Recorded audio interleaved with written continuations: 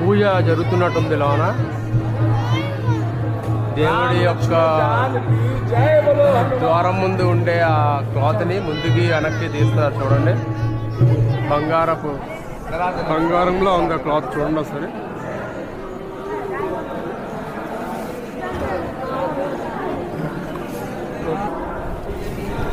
సీతారాం లక్ష్మణులు ఆంజనేయ స్వామి లోన అయితే ఉన్నారు, చూశారు కదా.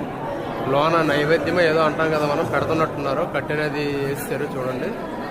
ఒకసారి ఈ టెంపుల్ లోన కూడా చూడండి ఎంత బాగుందో.